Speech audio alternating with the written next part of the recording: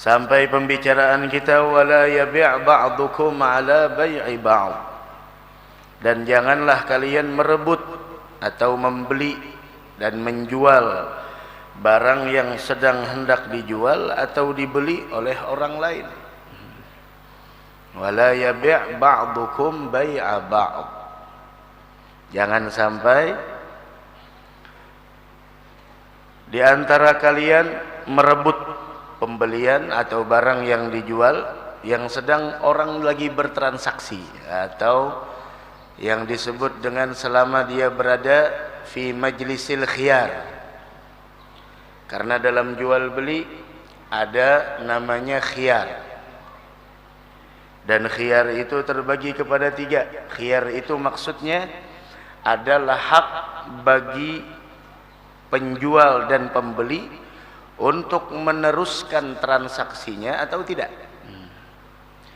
Dan itu terbagi kepada 3 bagian. Ada namanya khiyarul majlis, ada namanya khiyar majlis.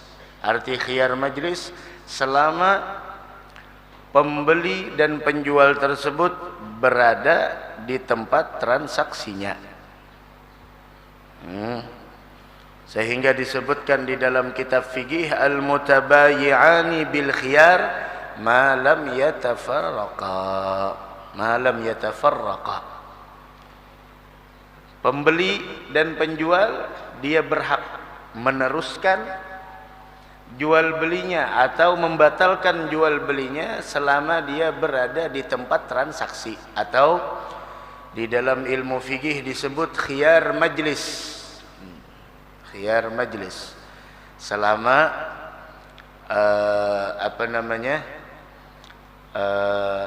penjual dan pembeli berada di tempat transaksi, maka selama mereka berada di tempat tersebut boleh untuk meneruskan transaksinya atau membatalkannya selama khiyar majlis. Ada lagi namanya di sana khiyar syarat. Khiyar syarat, sebagaimana di dalam fikih disebutkan walahuma ayyashtarita.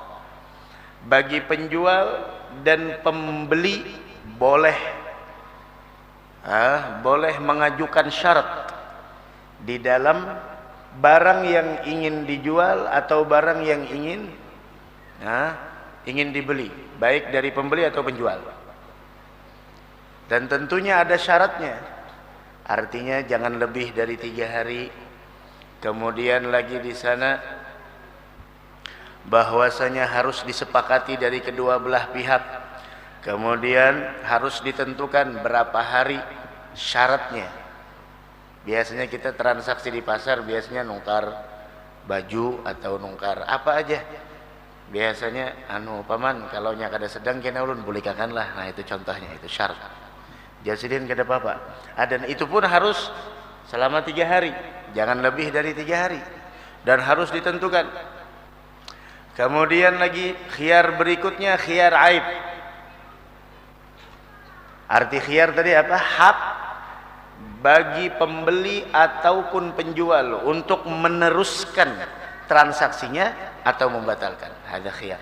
Nah khiyar aib ini disebutkan bahwasanya wa idza wujida bil mabi'i aibun falil mushtari radduh. Apabila ditemukan dari barang yang dijual itu suatu kecacatan, maka bagi pembeli berhak untuk mengembalikannya dengan syarat cacat tersebut memang dari sananya, bukan cacat tersebut diakibatkan dari pembeli yang sudah dipakai. Kemudian aibnya tersebut mengurangi nilai harga jual. Itu harga jualnya 2 juta. Ternyata ada aib. Seandainya aib ini ada, mungkin turun harganya 1.500.000, 500.000. Kemudian harus dikembalikan ketika melihat cacat barang tersebut, langsung dikembalikan kepada yang punya barang. Langsung ditelepon, Pak Haji, ini barang yang ulun beli tadi ternyata ada cacat, dan ulun harus mengembalikan. Nah, dari karenanya bagi penjual dan bagi pembeli harus paham urusan jual beli, supaya jangan sampai ada dirugikan. Ingin membeli, beli dengan harga yang jelas. Jangan sampai kita ingin membeli, oh oke, saya beli berapa? Oh gampang, saya beli. Jangan. Harus dengan harga yang jelas, supaya jangan sampai ada satu di antara dua belah pihak tersebut yang dirugikan. Jangan sampai ada yang dirugikan.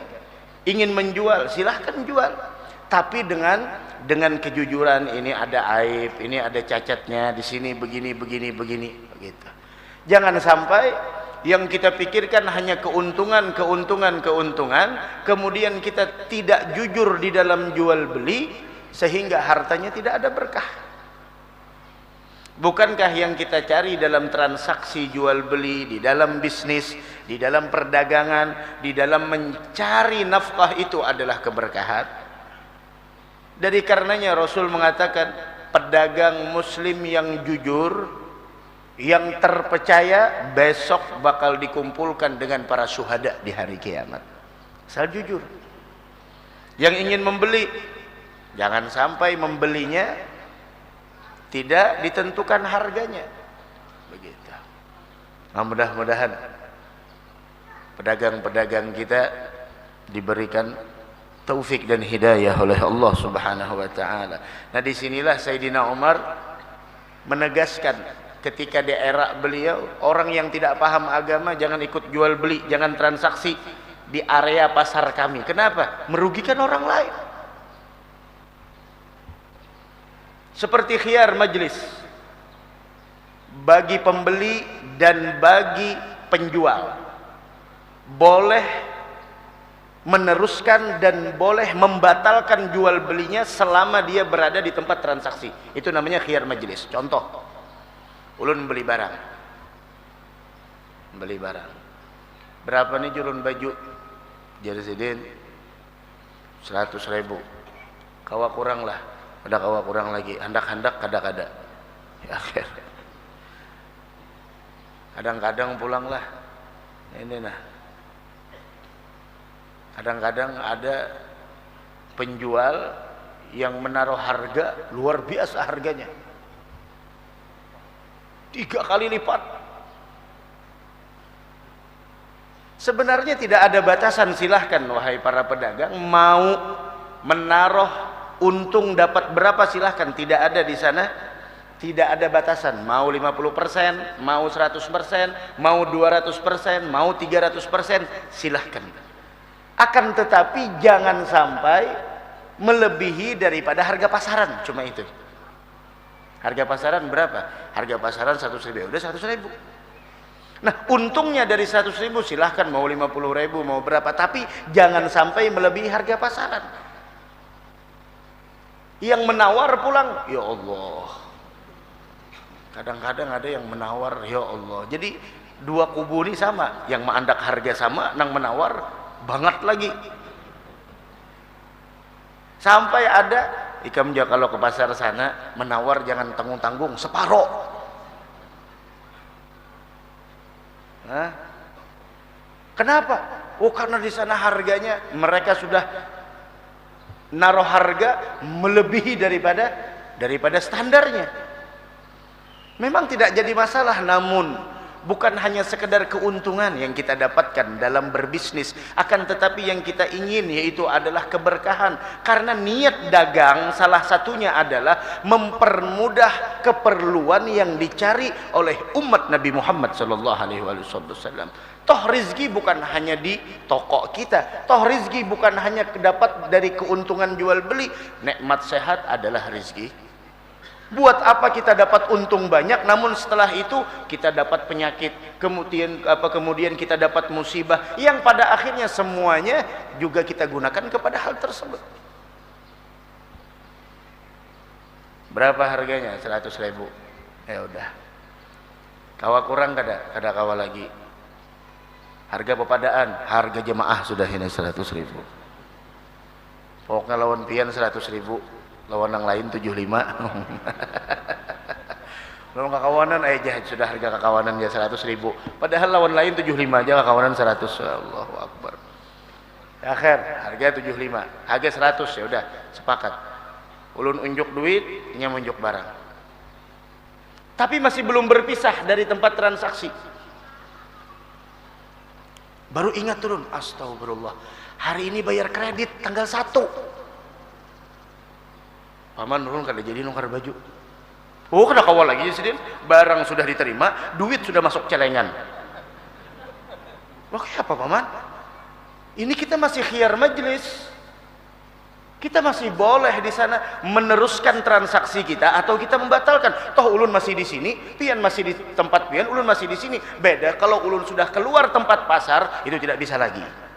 Dari segi hukum fikih. Oh, kada kau aja sih. Barang yang sudah dibeli tidak bisa dikembalikan sampai hari kiamat. Masya Allah. La ilaha illallah. Nah, jangan. Kalau orang paham fikih ya sudah. Kenapa? Kedingat turun pemenai tagihan hari ini nah. Hari ini tanggal 1, esok tanggal 2 ditagih orang sudah ulun. Ada lagi yang lebih penting dari neto. Oh ya sudah sih, ada bapak. Mana barangnya tadi ini? Ulun, mana dia turun 100.000. Karena jadi masalah. Tapi seandainya sudah berpisah mereka, sudah berpisah. Artinya ulun sudah keluar. Ternyata sampai rumah, astagfirullah. Atau ada sampai rumah di jalan, ya Allah, bayaran SPP anak sekolah. Lebih penting dari itu, bebulikai paman. Ulun nih pamanena barang pian kada ada cacat. Cuman duit ulun ini terpakai gesan di lain. Oh jasidin kita khiyar majelis sudah selesai, ikam sudah keluar dan ikam kada kawal lagi untuk membatalkan jual beli itu. Ini kisah fikih malam inilah, terela lah. Lalu kalau hukum fikihnya memang seperti itu, namun ada lagi yang lebih mulia, akhlak. Kalau sudah akhlak, oke lah, toleransi kita. Seandainya kita berada di posisi orang tersebut, kira-kira bagaimana? Ya sudah, kada jadi masalah. Memang khiyar majelis sudah kada ada lagi, tapi kada jadi masalah. Mana tadi bajunya sini? Hati bajunya kada ada cacat. Lain bajunya sudah dipakai, dibawa main futsal, mbah itu bapak loh itu dibelikan lawan sidin. Nah ini kisah lain, ini apa? Lain lagi itu jual beli baru lagi. Nah udah 100.000 jadi masalah. Itu namanya khiyar majelis. Harus paham. Khiyar syarat udah jelas. Biasanya ulun hendak nukarakan perenya, hendak nukar baju gesan anak. Cuma mun kada sadang paman lah, ulun bulikakan kena. Kada besin, asal jangan lebih per 3 hari aja lah. Dah bawa bulik sekali disadangi ke rumah. Kada sadang. Ke rumah disadangi. Pas saja ka mangolo. Saja ka jelek. Disadangi ke rumah kada sadang. Lawan anak sadang. Disadangi ke rumah kada sadang. Dahan barokah berataan kita.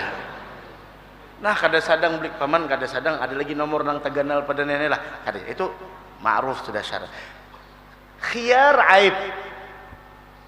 Nongkar, masya Allah, pajangannya bagus. Tapi ulun hendak yang pakai plastik, ulun hendak bajunya tapi hendak yang pakai plastik ulun. Saya sudah kuambilkan di gudang, ambil di gudang. Brak. Subhanallah. Sampai ke rumah sekali membuka, ketiaknya rabit. Nah, telepon langsung atau langsung datang paman, maaf, ini bukan kesalahan ulun. Ulun sampai ke rumah, subhanallah, barangnya tidak sesuai dengan apa yang ada di patung. Barangnya tidak sesuai dengan apa yang difoto, dengan apa yang digambar. Nah jadi bagaimana? Khiyar aib silahkan. Mau lanjut atau kembali uang silahkan. Nah sekarang anak-anak muda kita kan banyak biasanya jual beli online. Kan seperti itu. Gambarnya masya Allah, datangnya innalillah. Apalagi kalau sudah perempuan, kalau ada promo, apalagi gratis ongkir langsung, masya Allah. Ini promo nih, promo awal bulan, masya Allah. Gambarnya masya Allah, apalagi kopiah, biasanya nukar kopiah. Wah ini temurah nih kopiahnya nih. Wah nukar langsung 10. Saya disadagi kada jenang sadangnya. Mencungul berataan di sini nah. Ya Allah, kainnya pulang kada bagus dan sebagainya. Itu jual beli online biasanya seperti itu. Nah, apakah boleh jual beli online? Jual beli online kalau menurut mazhab kita Syafi'i itu tidak memenuhi syarat. Kalau pakai mazhab kita Syafi'i. Tapi kalau pakai mazhab Malik wa Abu Hanifah maka boleh. Bahkan Imam Malik, Imam Abu Hanifah kalau tidak salah cukup ada anunya, ada keterangannya. Ini panjangnya sekian, lebar leher sekian, atau kalaunya sepatu sendal ini warnanya sekian, bahannya dari ini. Meskipun tidak melihat dengan mata, cukup dengan gambar disifatkan udah cukup. Namun masih ada kelonggaran. Apa? Khiyar aib. Seandainya yang datang umpama cacat barangnya, maka boleh kita kembalikan dan yang menjual harus berbesar hati. Nah, masalah nantinya ongkirnya itu daripada tanggungan siapa, itu bisa dikomunikasikan terhadap antara penjual dan pembeli. Begitu. Jadi urusan jual beli online ya kada jadi masalah, cuma hati-hati. Jadi itu masalah dagang. Nah, wala yabi' ba'dukum ala bai'i ba'd. Rasul melarang kita wala yabi' ba'dukum ala bai'i ba'd. Janganlah kalian merebut dengan cara membeli dan menjual barang yang sedang hendak dijual atau dibeli oleh orang lain. Orang lagi tawar-menawar, umpama ulun hendak menukar barang dari seseorang dengan harga 100.000, datang si Dene nih. Si Dene ini datang. Ulun lagi bertawaran, datang, berapa harganya? 100 selawi aku ane. 100 selawi aku ane. Ini lain lelang. Ini jual beli. Ini jual beli. Selesaikan orang lain terlebih dahulu baru kita masuk. Kalau seandainya ulun teruskan transaksi, maka mungkin ada barang yang lain, mungkin ada bahan yang lain, atau umpama penjual sama penjual, berapa ikam nukar itu? 100.000, aku jual ikam 75 kawan itu. Jangan. Dan pasar-pasar orang dahulu luar biasa, tidak ada merugikan satu dengan yang lain. Kejujuran itu dijaga, tidak ada khianat, karena yang mereka cari adalah keberkahan. Kalau sudah sebuah transaksi dibungkus dengan kebohongan, dibungkus dengan khianat, maka hasilnya tidak akan pernah mendatangkan keberkahan. Begitu. La ilaha illallah. Bahkan di pasar Tarim itu, masya Allah, kalau satu toko di pagi hari sudah banyak yang membeli, toko sebelahnya masih belum ada pembeli, datang lagi pelanggan yang lain, dia bilang jangan beli ke saya, ini tetangga saya, toko sebelah masih belum ada yang ngebeli, dari tadi pagi masih belum ada yang ngebeli, kasihan, dia juga punya anak, dia juga punya tanggungan, beli sebelah, barangnya juga ada sama. Tuh, kalau kita kadang-kadang sini aja, sana KW, sini original. Kenapa? Jangan kita mengambil keuntungan dengan cara merendahkan orang lain. Begitu. Kenapa kita dilarang la yabi' ba'dukum ala bai'i ba'd? Karena di sana terdapat suatu sifat yang mengakibatkan orang lain tersakiti, yang itu menimbulkan sebuah permusuhan. Sedangkan Nabi Muhammad melarang kita, la tabaghadu, jangan saling membenci satu sama lain. Wa kunu ibadallahi ikhwana, dan jadilah kalian sebagai hamba-hamba Allah yang bersaudara. Sesama saudara tidak mungkin mau merugikan orang lain. Sesama saudara jangan sampai kita merugikan orang lain. Sesama saudara jangan sampai kita menyakiti orang lain. Kita harus di sana sama orang lain harus mempunyai sifat rahmah. Irhamu man fil ardi yarhamukum man fis sama. Nah, belas kasih harus ada. Jadi karenanya jangan sampai perilaku kita, tindakan kita, ucapan kita ataupun status kita yang menimbulkan kebencian, perpecahan dan permusuhan satu dengan yang lain. Yang bikin status bijak-bijak dalam bikin status. Nah, jangan sampai bikin status mengganggu orang, membuat orang lain bermusuhan, membuat orang lain saling membenci satu sama lain, membuat persaudaraan jadinya pecah satu sama lain. Jangan. Jadilah wa kunu ibadallahi ikhwana. Naam.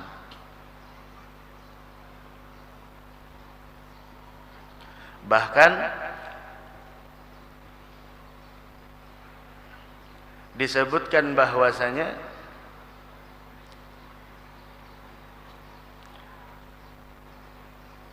oleh Al-Imam Fudail bin Iyad rahimahullah subhanahu wa ta'ala, beliau mengatakan wa min syartis sidqi fil ukhuwah, di antara syarat kesungguhan dalam perjalinan sebuah persaudaraan, ayyukrima syakhsu akhahu idza iftaqar aktsara mimma kana halal ghina. Seseorang itu memuliakan saudaranya ketika saudaranya dalam keadaan fakir lebih atau melebihi dari ketika saudaranya dalam keadaan kaya. Kalau kita kadang-kadang saudara kita kaya raya, banyak uang, kita memuliakannya luar biasa. Tapi ketika saudara kita sedang susah, kita kadang-kadang tutup mata, tutup telinga. Dari karenanya, kalau kita ingin mengetahui siapa saudara kita yang sebenarnya, lihat bagaimana dan siapa yang bertahan dengan kita dan bertahan bersama kita dari saudara-saudara kita pada saat itu. Itu saudara kita yang benar. Seseorang mampu untuk tertarik untuk bisa bertahan dengan orang yang sedang jaya, sedang sukses, tapi tidak semua orang yang mampu bertahan ketika kita dalam keadaan terpuruk. Tidak semua orang bisa bersama kita ketika kita dalam keadaan susah. Tapi setiap orang akan membersamai orang yang sedang sukses, tapi tidak setiap orang yang mampu bertahan, yang mampu bersama, yang bisa menolong saudaranya yang sedang kesusahan. Begitu. Al-muslim akhul muslim, sesama muslim itu kata Nabi Muhammad sallallahu alaihi wa ala alihi wasallam, yaitu adalah saudara. Yang namanya muslim, sesama muslim itu saudara. Bahkan dikatakan ukhuwah diniyah a'zam min ukhuwah nasabiyah. Persaudaraan yang dibangun atas dasar agama itu lebih mulia daripada ukhuwah nasab. Kenapa demikian? Karena ukhuwah persaudaraan yang dibangun atas dasar agama itu hasilnya nantinya akan dia dapatkan di negeri akhirah. Sedangkan persaudaraan nasab itu hanya dia dapatkan dari duniawiyah faniyah, dari segi dunia yang sirna.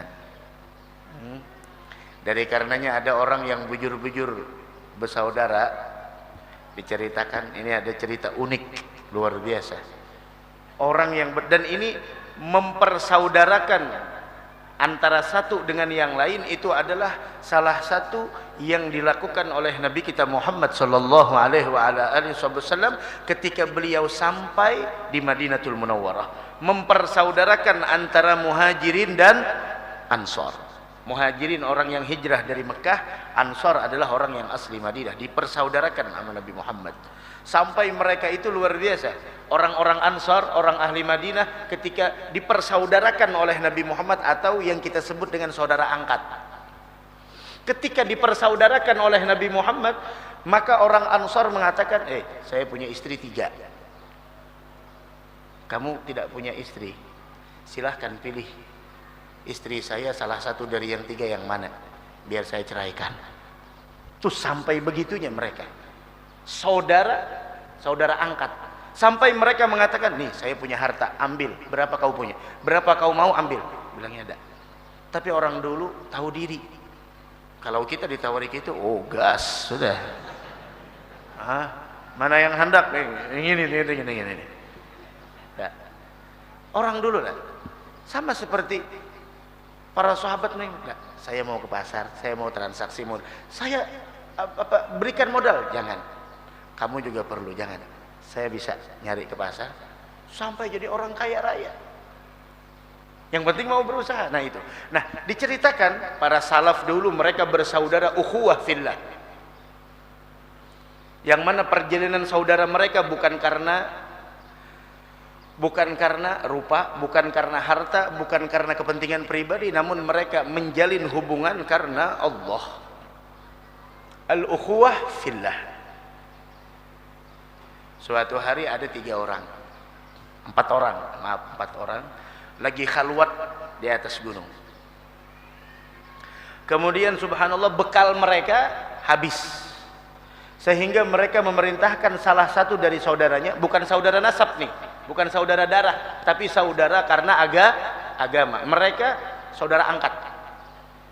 Bilang yang satunya, ya udah, satu di antara kita turun dulu dah.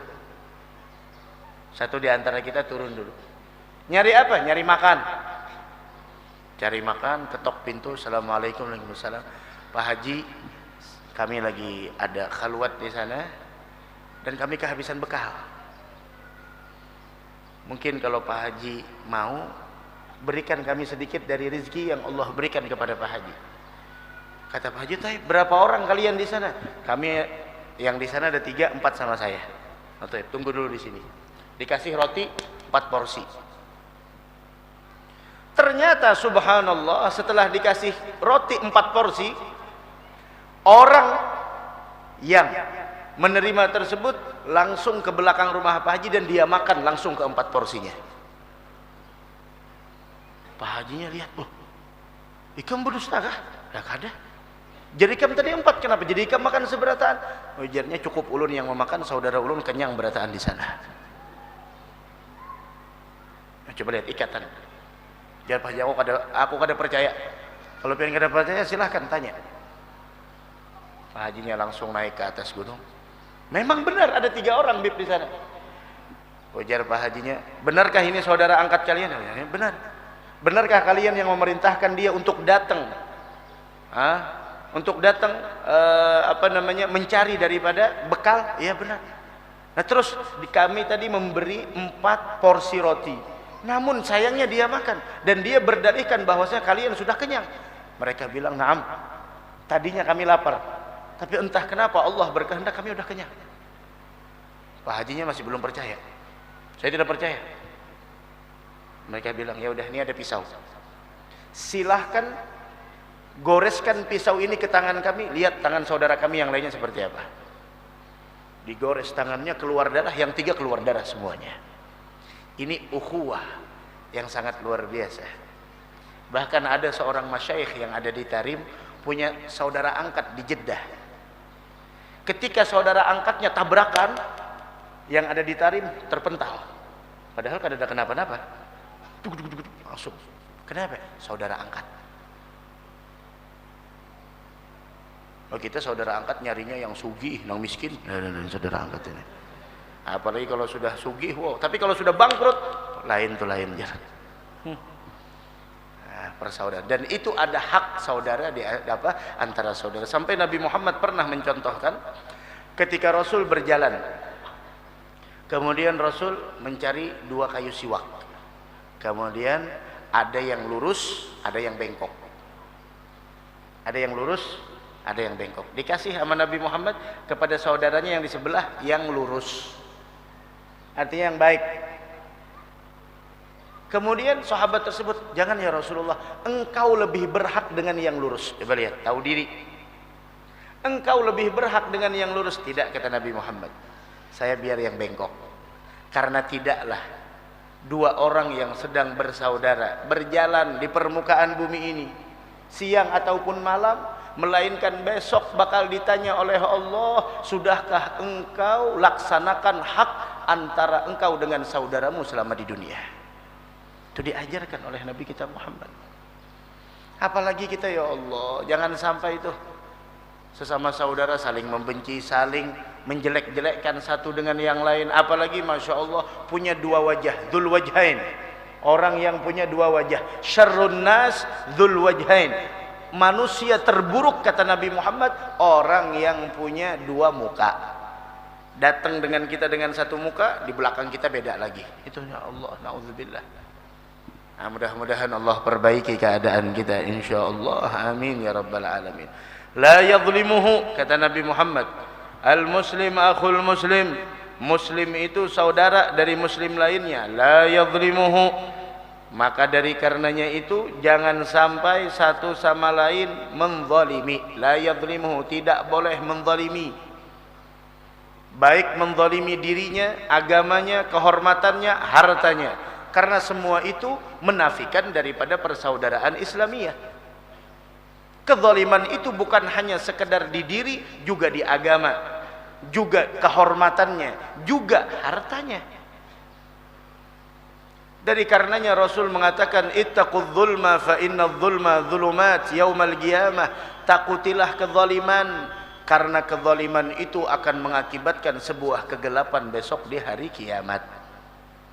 Sampai kalau kita masih punya ada kezaliman yang pernah kita lakukan kepada saudara kita, Rasul memerintahkan kita untuk meminta halal, meminta ridha, meminta maaf sebelum datang hari yang tidak berguna lagi, baik itu uang dinar atau uang dirham. Karena dosa itu ada dosa yang antara hubungannya dengan kita, karena dosa itu ada hubungannya antara kita dengan Allah, dan ada hubungannya dosa itu antara kita dengan hamba Allah. Dari karenanya kata Al-Imam Sufyan Ats-Tsauri rahimahullah subhanahu wa ta'ala, beliau mengatakan bahwasanya li antalgallaha ta'ala bisab'ina dzamban fima bainaka wa bainah ahwanu alaik min antalgahu bidzambin wahidin fima bainaka wa bainal ibad. Kata Imam Sufyan Ats-Tsauri, bahwasanya engkau besok berjumpa dengan Allah membawa 70 dosa, namun dosanya itu adalah antara engkau dengan Allah, maka sungguh lebih ringan atas engkau ketimbang engkau membawa satu dosa, namun dosa itu adalah hubungannya antara engkau dengan hamba Allah.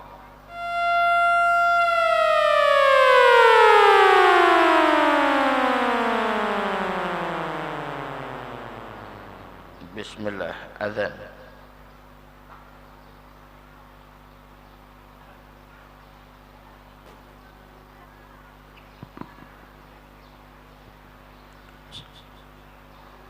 Allahu Akbar, Allahu Akbar, Allahu Akbar, Allahu Akbar,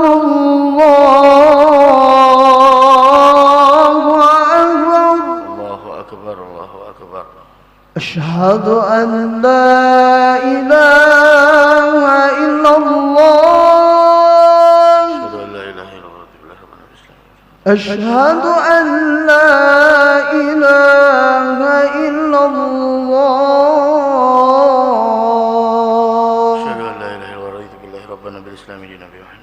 asyhadu anna Muhammadar Rasulullah,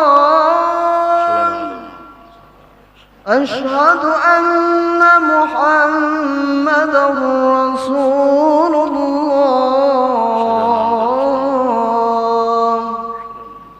hayya 'alas salam, haula wala quwwata illa billahil aliyyil azim. hayya 'alas salam,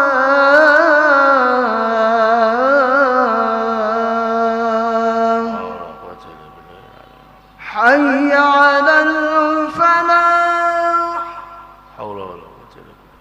hayya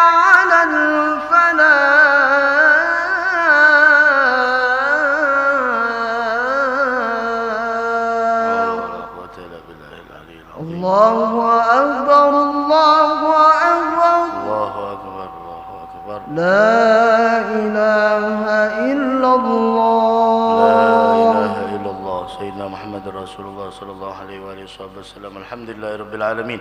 اللهم صل وسلم على سيدنا مولانا محمد وعلى آله وصحبه أجمعين. اللهم رب هذه الدعوة التامة صلاة القائمة هذه سيدنا محمد الوسيلة والفضيلة الشرف والدرجة العالية الرافعة وبعث المقام محمود الذي وعدته يا أرحم الراحمين. رب اغفر لي ولوالدي رب اغفر لي ولوالدي اغفر لي ولوالدي اغفر لي ولوالدي رب اغفر لي ولوالدي وارحمهما كما ربياني صغيرا. اللهم إنا نسألك العفو والعافية والمعافاة الدائمة في الدين والدنيا والآخرة. هذا sampai Nabi Muhammad pernah mengatakan, atadruna manil muflis, tahukah kalian siapa orang yang muflis, orang yang bangkrut? Sahabat mengatakan, yang bangkrut ya Rasul, man la dinara lahu wa la dirham, orang yang sudah tidak punya uang dinar dan uang dirham lagi. Kata Nabi Muhammad, lah itu bukan bangkrut. Nabi Muhammad kalau berbicara bukan urusan dunia. Kata beliau, orang yang bangkrut tuh adalah man ya'ti yaumal qiyamah bi salatin wa siyamin wa zakatin, orang yang besok datang di hari kiamat membawa pahala salat. Itu pahala yang pertama disebut pahala solat, besar pahala solat, pahala puasa, pahala zakat. Tapi sayang, dia pernah memukul si fulan, dia pernah menzalimi si fulan, dia pernah di sana menumpahkan darah si fulan, dia pernah menggosip si fulan, dia pernah begini. Hak adami, hukukul adami, hak manusiawi. Sehingga orang-orang yang dizaliminya selama di dunia besok datang berbondong-bondong di hari kiamat ngaduk kepada Allah. Ngaduk kepada Allah, ya Rabb, ada apa? Saya pernah difitnahnya. Nah terus saya minta keadilan. Ambil sekedar fitnahan yang dia sebarkan dari pahalanya, diambil. Datang lagi, ya Rabb, saya pernah dizaliminya, saya pernah diani. Datang lagi, itu ngantri nantinya.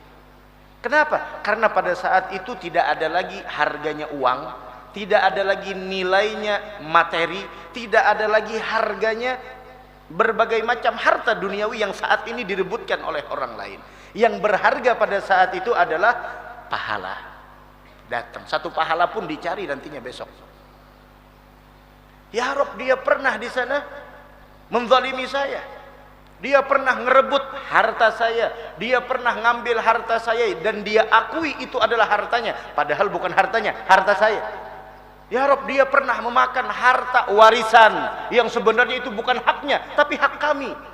Tapi dia yang berkuasa, dia yang punya andil, kami tidak punya apa-apa. Dan dia menang di dalam perebutan harta warisan, diambil semuanya, diadili. Diadili semuanya. Sampai pada akhirnya habis pahalanya. Ketika habis dikira sudah selesai, tahu-taunya masih ada yang datang. Ya Rabb, saya pernah digosip sama dia, saya pernah dipukul sama dia, saya pernah, masih banyak yang datang. Terus kata Allah, mana pahalamu? Ya Rabb, habis. Nah terus udah, seberapa kezaliman yang dia lakukan kepada engkau selama di dunia, maka serahkan segala dosamu sekedar kezaliman tersebut.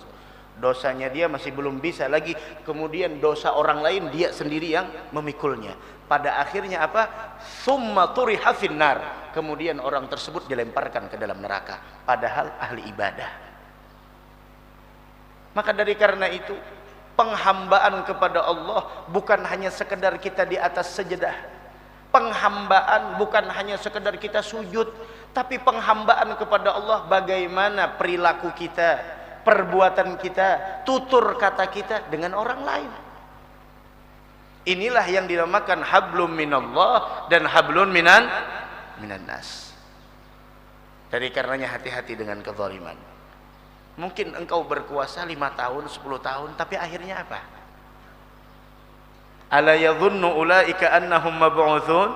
Apakah engkau tidak mengira akan ada nantinya hari kebangkitan? Wa'mal ma syi'ta fa innaka mujziyun bih. Silahkan engkau ingin melakukan apapun yang ingin kau perbuat, tapi ingat akan ada hari pembalasan. Kama tadinu tudan, sebagaimana engkau berbuat, seperti itulah engkau akan dibalas. La ilaha illallah. Bahkan disebutkan di dalam kitab Manhajus Sawi,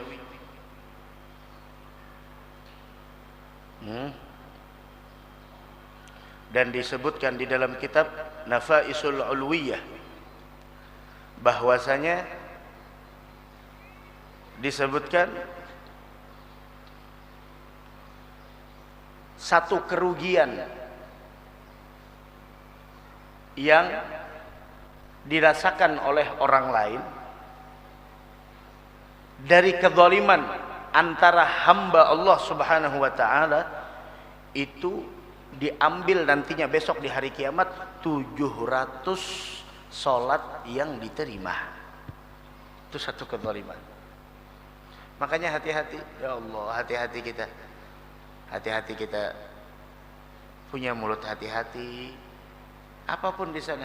Dari karenanya kan ada dikatakan dosa zina, dosa ghibah lebih berat dari dosa zina. Dosa ghibah lebih berat daripada dosa zina. Bukan berarti, oh kalau itu boleh aja kita, asal jangan menggibah. Bukan seperti itu pemahamannya. Maksudnya kenapa dosa gosip lebih berat daripada dosa zina? Kenapa? Tahu kenapa? Karena dosa gosip itu hubungannya antara engkau dengan hamba Allah. Tapi kalau urusan dosa zina, itu antara kita dengan Allah. Dan orang yang berzina ketika dia bertaubat dan Allah terima taubatnya. Tapi ketika orang yang suka gosip, bagaimanapun taubatnya tidak akan diterima sebelum korban yang dia sebarkan gosipnya itu memaafkan kesalahannya. Hati-hati. Ya, nangaran kita kata lebih banyak bisi ibadah nih, kadang-kadang Allah tuh cara menyelamatkannya unik. Ini kita nih sudah katanya banyak Pak ibadah, bah yang sunnah katanya banyak. Puasa sunnah sejauh ini Rajab, ini malam Jumat terakhir Rajab, ada puasa-puasa aja lagi. Ken aja akhir bulan. Akhir bulan manakah? Ini malam Jumat nih, malam Jumat Dudi, malam Jumat terakhir kita di bulan Rajab. Ya kah? Ini malam Jumat, nah, malam Jumat Dudinya, malam Jumat terakhir kita di bulan Rajab. Pemuasa sudah ada, penyedekah sudah ada. Pokoknya nang wajib aja bang. Ini jaka ditimbang-timbang amalnya nang wajib ini kada perjangan selamat. Cuma kenapakah Allah sayang lawan inya? Ini masalahnya, ini masalah sayang. Nah mudahan kita disayangi Allah Subhanahu wa taala. Masalahnya Allah ini sayang lawan inya. Kayak apa caranya Allah menyelamatkan inya? Ada-ada aja toh. Dengan cara apa? Tuh, mulut-mulut penggosip yang membicarakan tentang aibnya di luar sana. Banyak. 1, 2, 3. Apalagi dalam satu grup anggotanya 100. Langsung ada berita hanyar. Ikam tahu gambar nih ini orangnya ini 100 ikung nang membaca, subhanallah, langsung pahala sembahyang ditransfer, pahala majelis transfer, pahala sedekah, ada yang punya sedekah ditransfer, masya Allah. Belum lagi yang lainnya. Maka dari karenanya ada perempuan penzina masuk surga, perempuan penzina masuk surga. Tapi jangan ditiru ini, perempuan penzina masuk surga. Ketika meninggal perempuan tersebut, masya Allah, telah beberapa hari ada seseorang yang bermimpi dengan perempuan tersebut, dan ketika dia bermimpi perempuan itu memakai sutra dalam keadaan nikmat luar biasa, sampai dia kata, loh, bukankah engkau perempuan yang dulunya engkau dikenal di kampung halamanmu adalah engkau orang yang penzina? Ya, bujur. Nah, kenapa sampai bisa seperti ini? Oh, jadinya naam. Ketika saya meninggal dunia, satu kampung 7 hari 7 malam menggosip saya. Wah, gosipnya. Sedangkan kita udhkuru mahasina mautakum wa kufu an masawi. Yang udah wafat jangan lagi disebut keburukannya, yang dikenang hanya kebaikannya. Ada yang menggosip satu rumah, ada yang menggosip di sebelah rumah, ada lagi tuh si fulan dengan suaminya gosip. Padahal suaminya langganan. Masya Allah. Ha? Dengan suaminya menggosip. Ini menggosip, la ilaha illallah. Gosip sampai pada akhirnya apa? Dosa saya dihapuskan oleh Allah. Masih banyak yang menggosip, ternyata pahalanya ditransfer ke saya dan saya masuk surga. Nah, yang kita syahid apa? Kadang-kadang ketika Allah sayang dengan kita, Allah selamatkan kita dengan cara semacam itu. Pahit memang kita menerima fitnah, pahit memang kita mendengar sebuah gosip yang kita tidak ingin keaiban kita dibicarakan di belakang kita. Namun ketahuilah, mungkin dengan cara itu Allah mengangkat derajat kita. Kan banyak kalau orang, banyak toh. Kayak Pak Guru jar ulun dipitnah orang di kampung. Ulun jelasakan bahwasanya itu kada bujur atau kada usah dijelasakan kah? Kini aja nah, mau nikah menjelaskan orang percaya kah kada kah? Kada aja, baik berdiam. Mbah nang kayak Siti Maryam, kenapa? Makai kami ini, apa gue pandar? Nah, tiana, kada ada laki, betianan. Walam aku bagia, aku nilain orang nakal, nang mudah dibawa ke situ kemari, nang mudah dijual dengan 1 juta 2 juta. Mbah pang napa ning itu? Inni nadartu lirrahmani sauma falan ukallimal yauma insiya. Udah lagi pandar dah. Dia nak lagi pandar. Kena amun sudah lahir takuni seorang.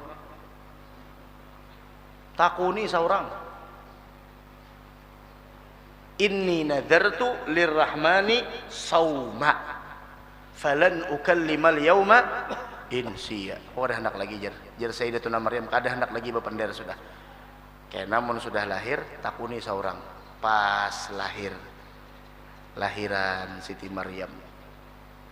Hah? Ketika lahir subhanallah, padahal kan saat itu nang kayak apa Siti 9 ya Allah. Ya sampai orang mengatakan seperti ini, ya ukhta Harun, maka na abuki mra'asauin wa ma kanat ummuki baghiyah. Ikam ini kan ada keturunan orang nakal, kenapa jadi kayak ini? Jadi sidin, kan enak lagi panggung pandar dah.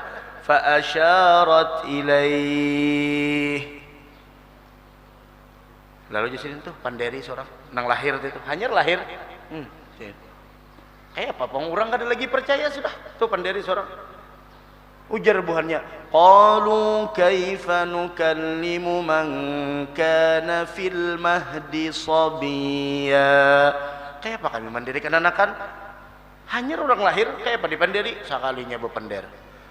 Qala inni abdullah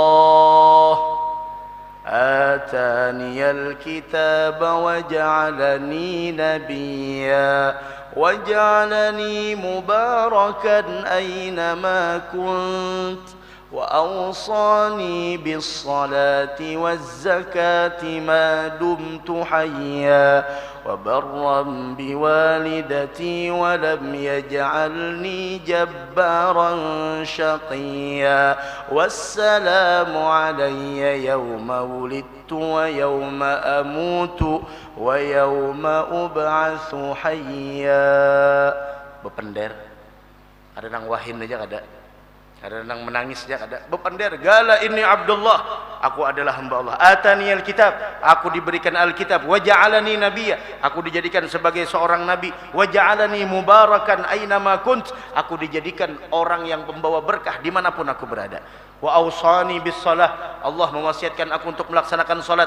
Wa zakah ma dumtu hayya, selama aku hidup. Wa barram biwalidati, untuk aku bakti dengan ibuku. Wa lam yaj'alni jabbaran syaqiyya. Wassalamu alayya yauma wulidtu wa yauma amutu wa yauma ub'atsu hayya.